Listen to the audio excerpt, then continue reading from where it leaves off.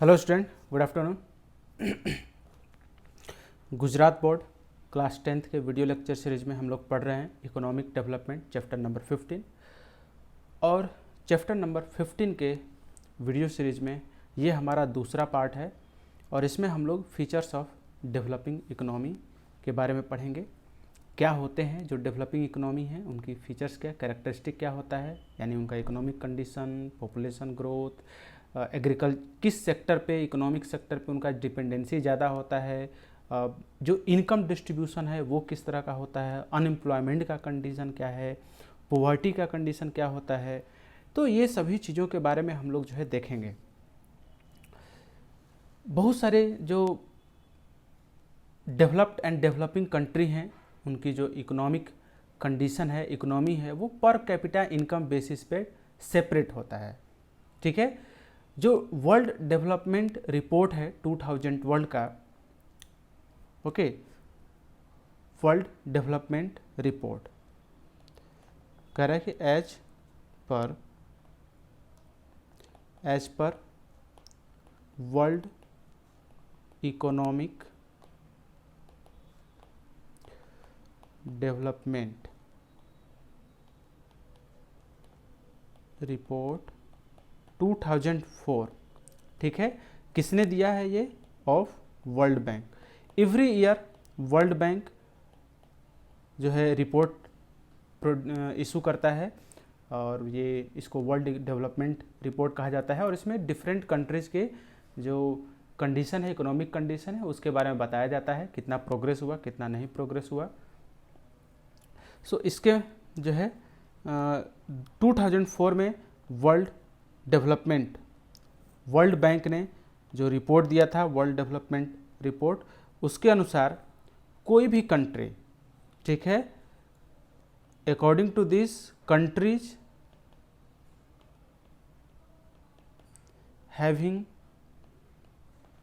Less than $735 per capita, ठीक है ना, यानी कि किसी भी कंट्री की पर कैपिटा इनकम यदि $735 से कम है तो वो डेवलपिंग इकोनॉमी में होगा। ठीक है, are categorized as developing economy,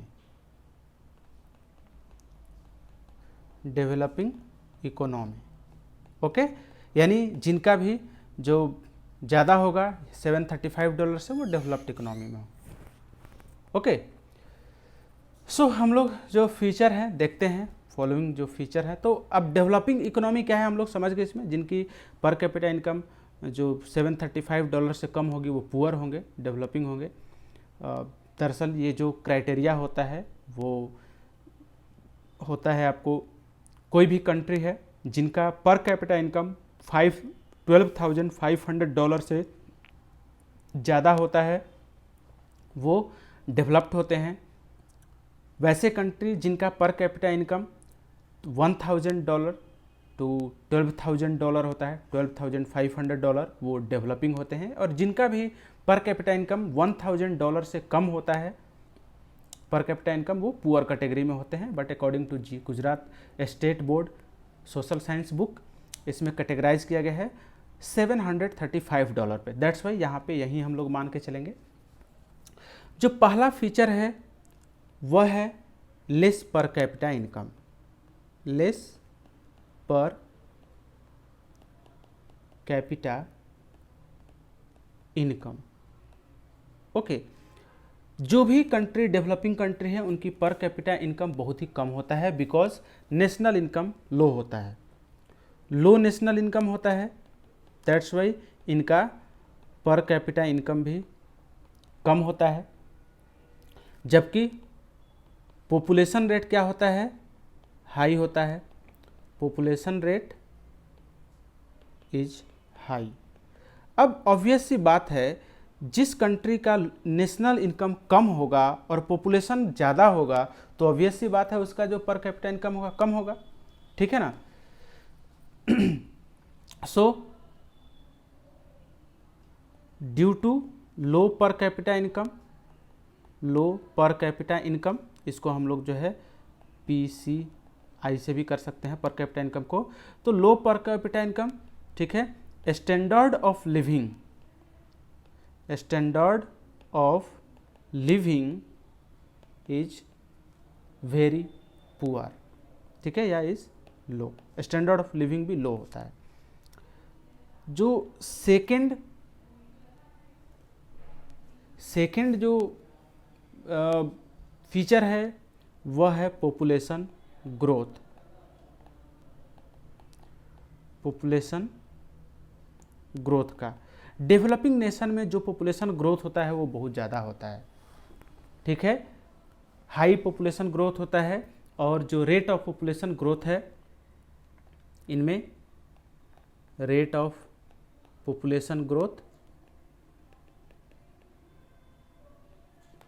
population growth 2% are more, ठीक है, 2% होता है या इससे कहीं ज़्यादा होता है। अब ये 2% जो ग्रोथ है पर एनम है, ठीक है, ईयरली, यानी एक साल में इनकी जो पॉपुलेशन है 2% बढ़ जा रही है। तो डिकेडल ग्रोथ, अगर इंडिया जैसी कंट्री की हम लोग बात करें तो इंडिया में जो सेंसस होते हैं वो एवरी 10 ईयर पे होते हैं। अगर एवरी ईयर 2% पॉपुलेशन ग्रोथ करा तो 10 ईयर में कितना ग्रोथ करेगा, 20% ग्रोथ कर जाएगा, जो कि बहुत ज़्यादा पॉपुलेशन ग्रोथ है। इंडिया का जो पॉपुलेशन पर ईयर ग्रोथ है नियर अबाउट 1.9% ग्रोथ है, डिकेडल ग्रोथ मोर देन 17% हो जाता है, ठीक है। तो ये काफ़ी ज़्यादा पॉपुलेशन ग्रोथ है खास करके डेवलपिंग नेशन के लिए। और इंडिया की पार्टिकुलरली बात करें तो जहाँ की जो पॉपुलेशन है वो 135 करोड़ जो पॉपुलेशन है, अगर ये 2% ग्रोथ करे तो भी आप सोचो कितना ज़्यादा ग्रोथ हो रहा है हमारे कंट्री के पॉपुलेशन में। सो पॉपुलेशन ग्रोथ यानी पॉपुलेशन पर जो डेवलपिंग नेशन होती हैं उनका पॉपुलेशन बहुत ज़्यादा होता है। Third feature, dependency on agriculture, dependency on agriculture, यानी कि जो डेवलपिंग नेशन है उनकी इकोनॉमी का मोस्ट जो पार्ट है इकोनॉमी का वो एग्रीकल्चर पर डिपेंड करता है। जो इंडस्ट्रियल डेवलपमेंट होता है वो बहुत ही कम होते हैं। ये लोग ज़्यादा से ज़्यादा एग्रो प्रोडक्ट एक्सपोर्ट करते हैं, तो एग्रो प्रोडक्ट के उतने ज़्यादा जो फॉरेन कैपिटल इनको मिलता नहीं है, और बाहर से इनको फिनिश्ड प्रोडक्ट जो है क्या करना पड़ता है, परचेज करना पड़ता है। तो जिसकी वजह से इनकी जो इनकम का जो मोस्ट पार्ट है, शेयर है, वो इम्पोर्ट करने में खर्च हो जाता है। तो डेवलपिंग इकोनॉमी का जो डेवलपिंग कंट्री है उनकी इकोनॉमी एग्रीकल्चर पे डिपेंड होती है। मोर देन 60% पॉपुलेशन इन्वॉल्व होता है इसमें। More than 60% population is dependent on agriculture for employment, क्योंकि एग्रीकल्चर ही ऐसे कंट्री का मेन ऑक्यूपेशन होता है, मेन एक्टिविटी होती है। तो एम्प्लॉयमेंट के लिए जो है इन लोगों को एग्रीकल्चर पे ही 60% जो पॉपुलेशन है वो एग्रीकल्चर पे ही डिपेंड करती है, ठीक है। लेकिन अगर 60% मोर देन 60% पॉपुलेशन डिपेंड कर रहा है तो इकोनॉमी में भी इसका ज़्यादा पार्टिसिपेशन होना चाहिए, ऐसा नहीं होता है। Contribution of agriculture in national income of this nation is about only 26%, ठीक है। तो हम कह सकते हैं कि contribution of agriculture in national income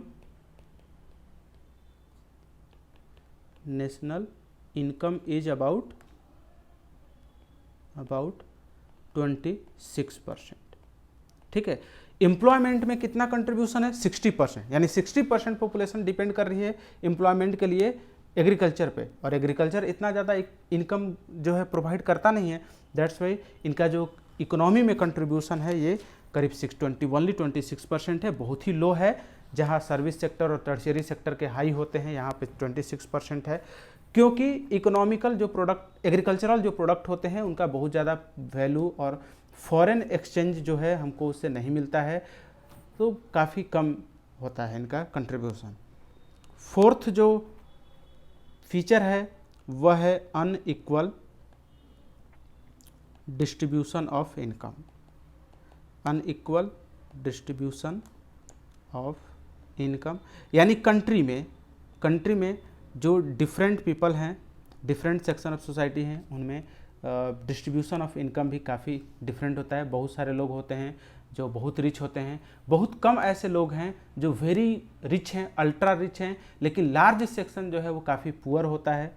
ठीक है, तो unequal distribution of income and factor of production is seen in developing economy. ठीक है, जो फैक्टर ऑफ प्रोडक्शन है और इनकम है, दोनों अनइक्वल डिस्ट्रीब्यूशन होता है। फैक्टर ऑफ प्रोडक्शन हम लोग एक टर्म जो मैंने यूज़ किया, ये हम लोग अभी इसी चैप्टर में आगे पढ़ेंगे, फैक्टर प्रोडक्शन क्या क्या होता है। सो अनइक्वल डिस्ट्रीब्यूशन होता है इनका। This inequality is seen in cities as well as village और सिटीज़ दोनों में हम इस तरह की इनइक्वालिटी को देख सकते हैं। अर्बन एरिया में भी बहुत ज़्यादा अनइक्वल डिस्ट्रीब्यूशन होता है और रूरल एरिया में भी जो है काफ़ी ज़्यादा unequal distribution of income and resources का होता है। जैसे फॉर एग्जांपल हम देख सकते हैं 20% rich people of the country share 40% of national income. Important चीज़ है 20% rich people, 20% rich people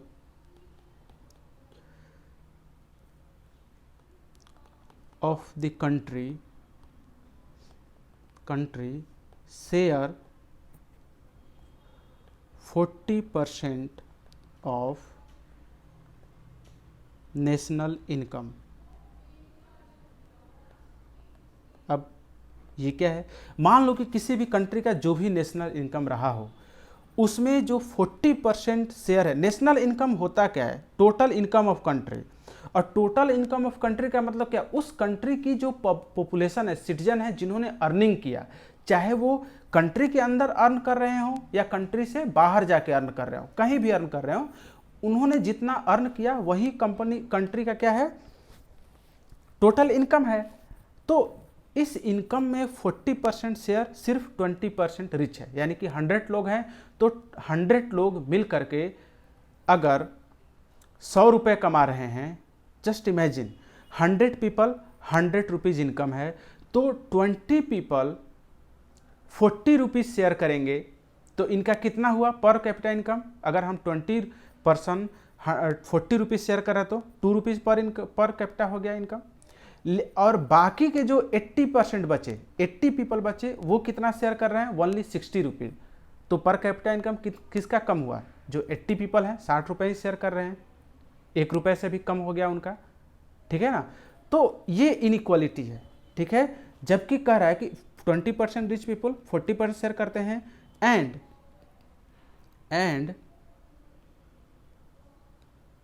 poorest 20% people share 10% of national income।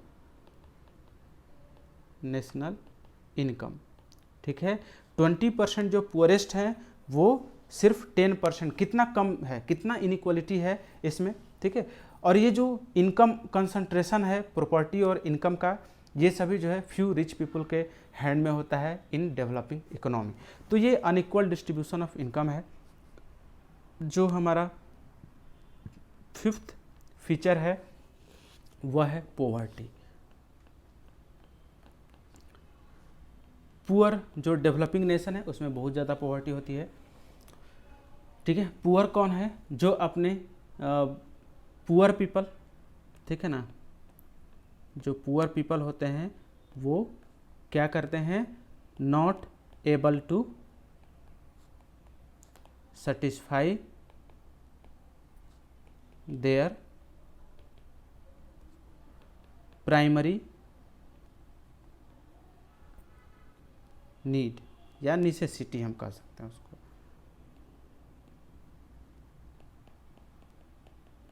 Necessities, जैसे प्राइमरी नेसेसिटीज क्या हैं,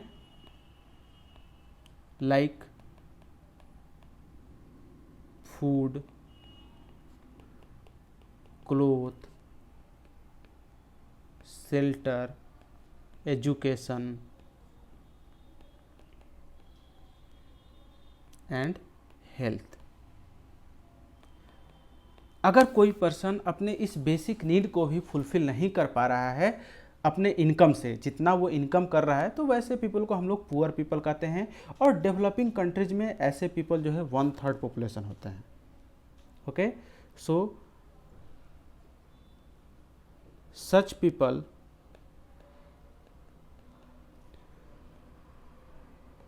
constitute 1/3 population.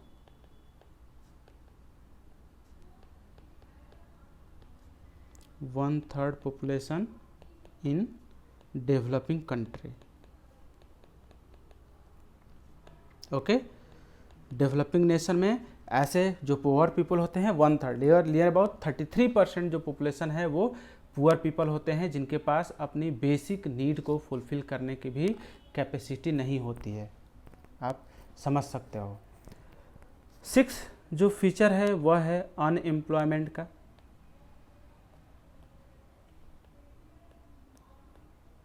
अनएम्प्लॉयमेंट यानी कि यहाँ पे जो डेवलपिंग नेशन है वहाँ पे अनएम्प्लॉयमेंट बहुत ज़्यादा होता है।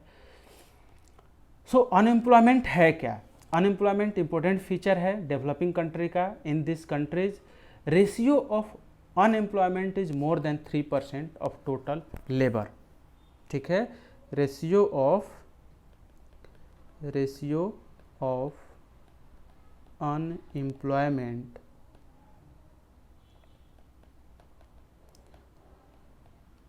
more than 3% of total labour. अब यहाँ पे देखो लेबर वर्ड यूज हुआ है। लेबर कहने का मतलब कि किसी भी कंट्री में जितना वर्कफोर्स होता है, काम करने वाले लोग हैं, एजुकेटेड अनएजुकेटेड जो भी काम कर रहे हैं, ठीक है, स्किल्ड या अनस्किल्ड उसको बोलते हैं हम लोग, इसमें से जितने भी पॉपुलेशन है, वर्किंग पॉपुलेशन है, जितने लोगों का वर्कफोर्स है, उसका 3% अनएम्प्लॉयड है। अब देखो ऐसा तो लग रहा है कि ये 3% तो बहुत कम है यार, 3% से ज़्यादा ही होता है। ये कम नहीं है। जहाँ पे डेवलपिंग नेशन की जो पॉपुलेशन है वो काफ़ी हाई पॉपुलेशन होता है डेवलपिंग कंट्री का, और हाई पॉपुलेशन कंट्री में वर्कफोर्स भी ज़्यादा होता है। जब वर्कफोर्स का पॉपुलेशन ज़्यादा होगा तो अवश्य रूप से डेफिनेटली वहाँ पे अनएम्प्लॉयमेंट जो 3% शो किया जा रहा है या मोर देन 3%, वह भी क्या होगा, हाई होगा। ओके, 7 जो फीचर है वह है ड्यूअल इकोनॉमी की।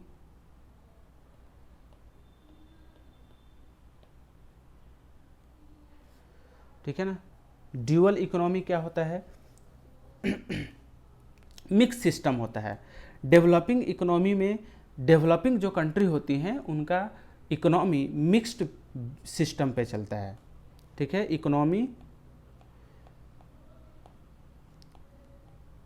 Based on mixed system. Mix system मतलब प्राइवेट और पब्लिक दोनों।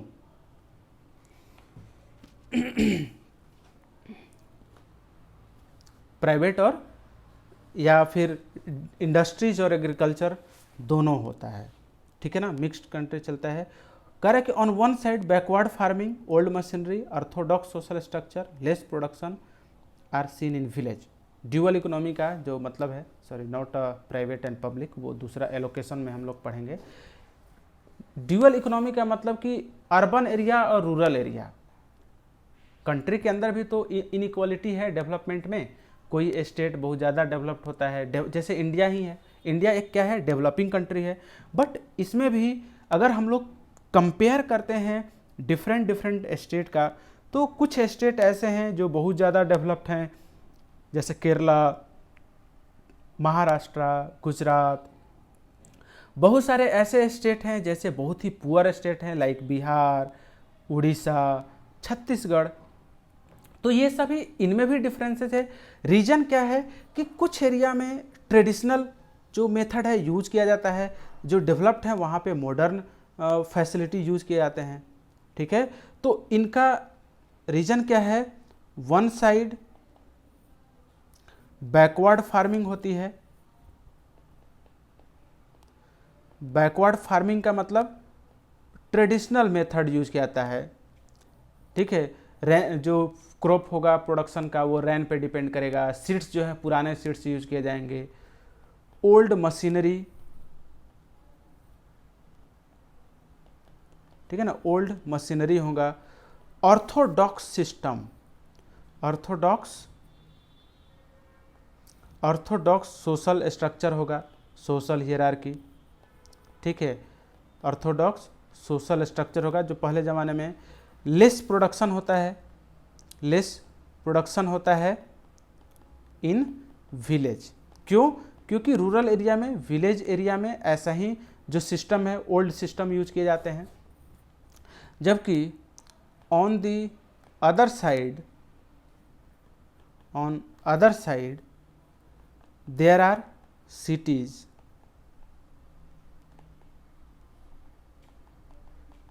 cities having modern production, having modern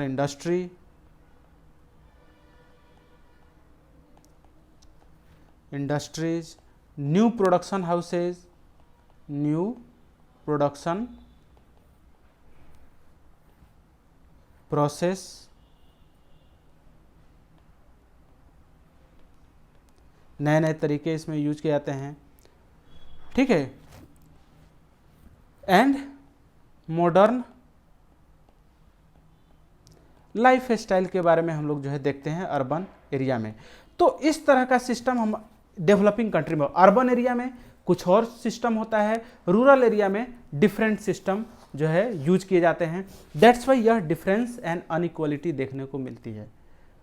उसके बाद जो 8th फीचर है वह है इनसफिशिएंट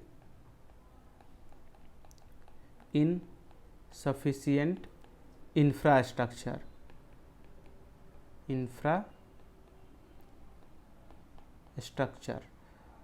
डेवलपिंग नेशन में इंफ्रास्ट्रक्चर बहुत ज़्यादा डेवलप नहीं होता है, और किसी भी कंट्री में डेवलपमेंट के लिए, उसके इकोनॉमिक ग्रोथ के लिए इंफ्रास्ट्रक्चर का बेहतर होना बहुत ही ज़रूरी होता है। तो ये सब क्रिटिकली वाइटल जो इंफ्रास्ट्रक्चर फैसिलिटीज़ हैं like education, transportation, communication, electricity, health facility, banking, ये सभी जो है लैकिंग इन डेवलपिंग नेशन, ठीक है। तो इंफ्रास्ट्रक्चर फैसिलिटीज़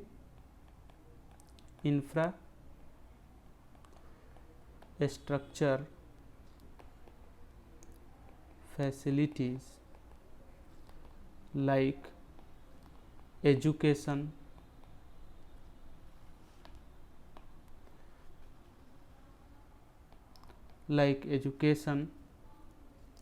ट्रांसपोर्टेशन, यह भी एक बहुत ही वाइटल रोल प्ले करता है कंट्री के डेवलपमेंट में।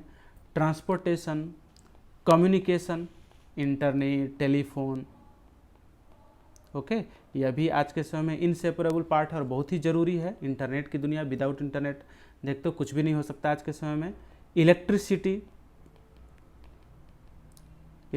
नहीं रहेगी तो इंडस्ट्रीज नहीं चलेंगे।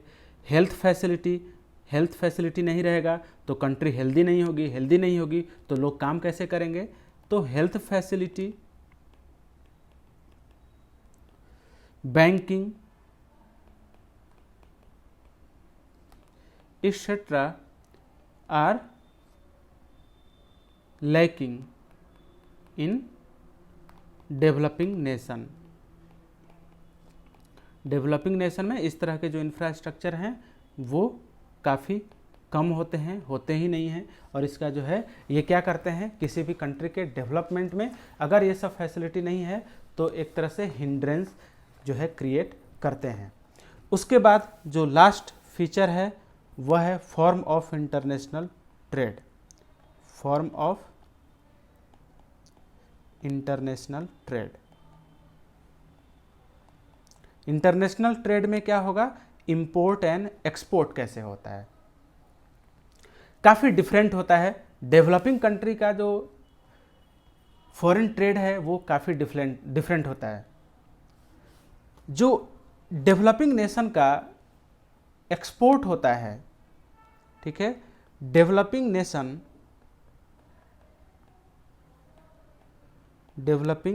Nations mainly export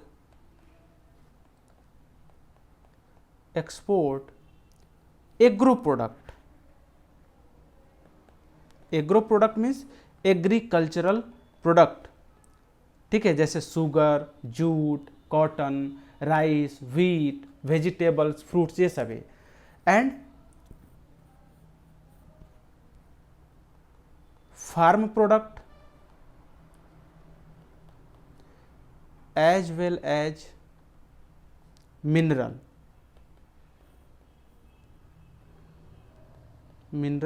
ores. ये लोग ज़्यादा डेवलपिंग कंट्री मिनरल ओर में जैसे iron ore, copper ore, aluminium ore, bauxite, इस तरह की चीज़ें ये लोग ज़्यादा करते हैं, एक्सपोर्ट करते हैं। अब क्वेश्चन आएगा ना कि हाँ ठीक है करते हैं तो इससे तो पैसा मिलता ही है ना, लेकिन अब मान लो कि एक आयरन ओर है और आप आयरन ओर सेल करोगे और एक कंट्री है उसी को स्टील में कन्वर्ट करके स्टील बेच रही है, कौन ज़्यादा महंगा होगा? स्टील ज़्यादा महंगा होगा।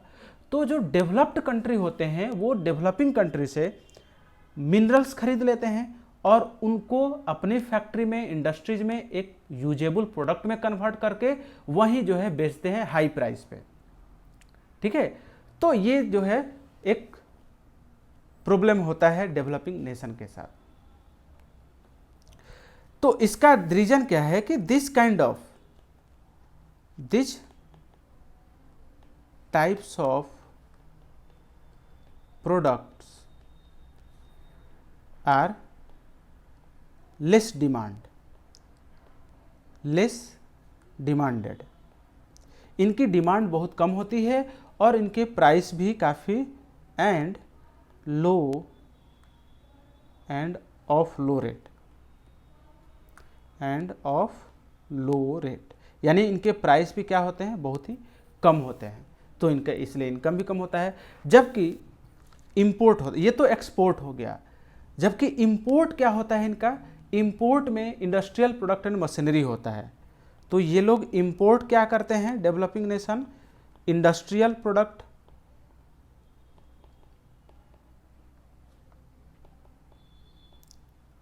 Product and machinery. तो ऑब्वियसली ये सभी चीज़ें जो है हाई कॉस्ट पे होती हैं, तो इनको ज़्यादा पैसा पे करना पड़ता है, ठीक है। तो इनका फॉरेन ट्रेड क्या होता है, एडवर्स होता है, ठीक है। मशीनरी है जिनका कि जो रेट होता है at high cost rate, high cost, ठीक है ना, प्राइस। तो दैट्स वाई इनका जो है इकोनॉमिक फॉरेन ट्रेड काफ़ी एडवर्स होता है, इनमें इम्बैलेंस होता है। तो ये थे डेवलपिंग नेशन के 9 फीचर। नेक्स्ट जो वीडियो लेक्चर होगा उसमें हम लोग economic and non economic activity पढ़ेंगे and structure of Indian economy पढ़ेंगे, आगे का जो भी टॉपिक होगा। ओके, मिलते हैं हम लोग।